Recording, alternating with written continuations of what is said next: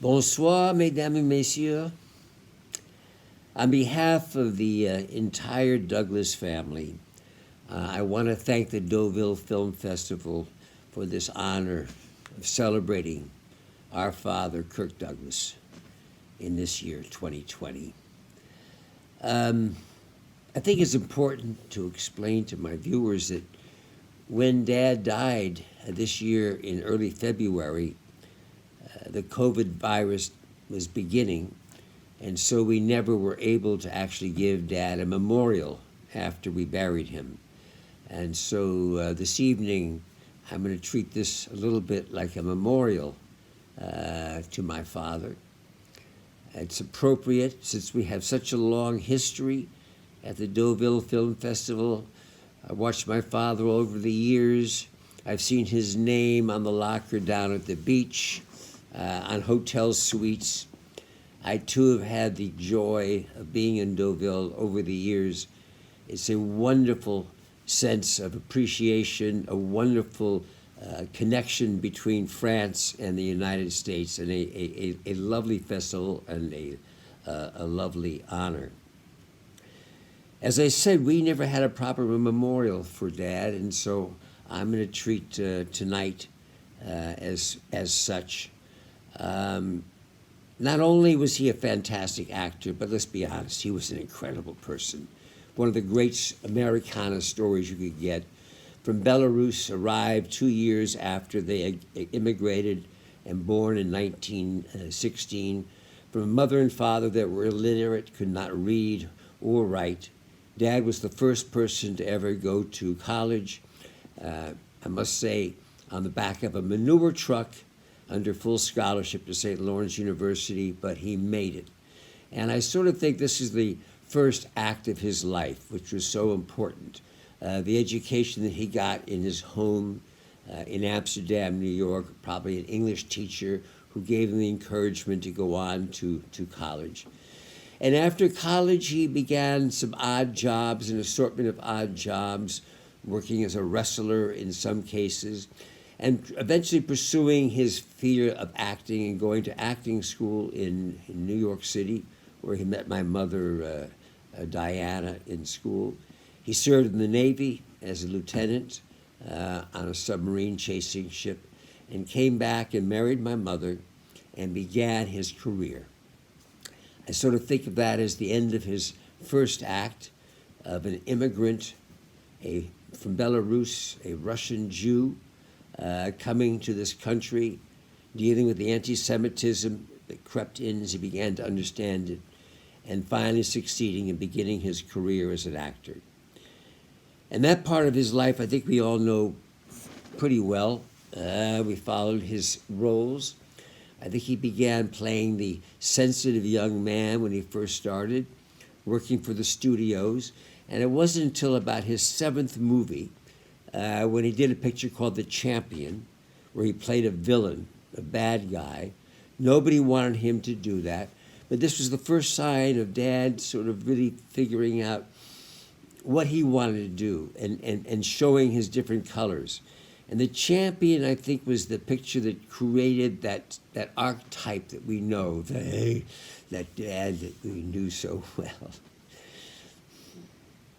Anyway, began a wonderful career, and I was fortunate enough to witness a lot of it. Acting is one of the few careers where you're able to bring your kids to work when they're free and they can see what their father or their mother does, and learn a lot about the business. Well, Dad was a fast learner, and starting off as an independent actor, he soon after created his own production company, Bryant Pictures, had some wonderful films in his career under his production company, Spartacus probably being the most well-known of all the pictures that he had done. And I was fortunate enough to see him and learn so much about the industry that helped me later on. And at the same time that he was working on his career, he already had inherited a great sense of patriotism and support for the United States, this country that he was born in. And he began doing a lot of work during the Cold War of speaking behind the Iron Curtain to universities of students because actors were our biggest export. This is what people identified with probably more than anything. And so he made several tours on behalf of the State Department while he was acting or in between, and was amazingly responsible. And I, too, got a chance to see that side of him as a statesman, somebody who learns his French very well, much better than his son, and used that, and also taught him some German, and he was quite articulate and threw himself wholeheartedly into this role. As hard as he threw himself into all the movies, he always was asked, what's your favorite movie? And I sort of used his line a lot when he says, you work as hard on your failures as your successes. And that's true. I think the one thing that identified Dad was his tenacity and his belief that he could do anything and that he would give it his full and complete effort.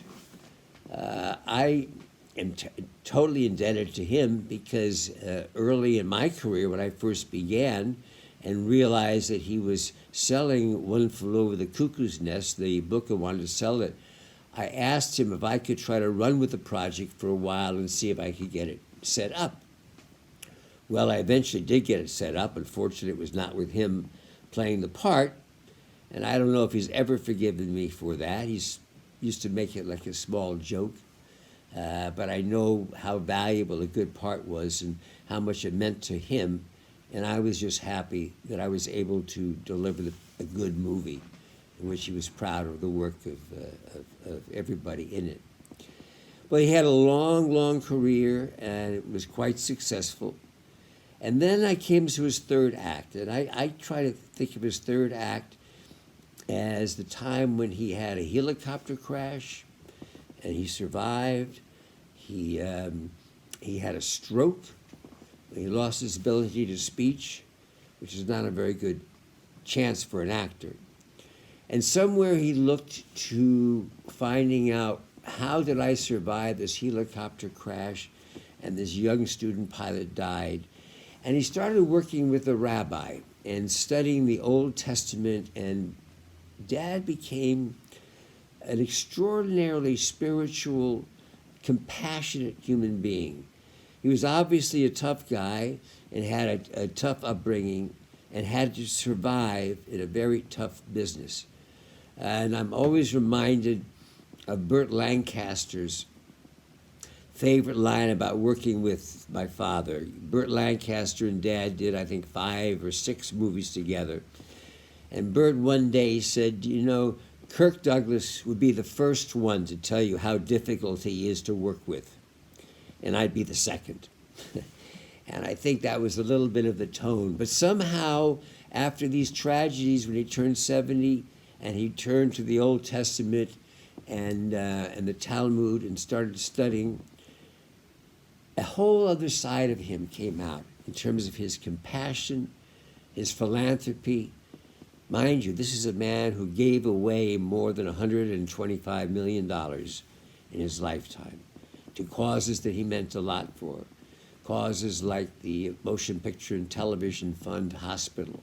He built over 100 playgrounds, most of them in Israel and in Arab sections. He was amazingly, he and I were amazingly philanthropic people. And I think that was the biggest surprise for me in how he conducted that part of his life. And so finally we lost him. And I must say, if you're going to be 103, he picked a very good time to pass away. When the COVID started, Dad knew this is time to get out. So I thank you so much, Deauville, for all your support for my father, for all you've done for the Douglas family over the years. And I wish you, since 1975, this festival is going on, and I'm wishing you another 75 years. Love and support from my entire family to all of you. Have a wonderful festival. Thank you.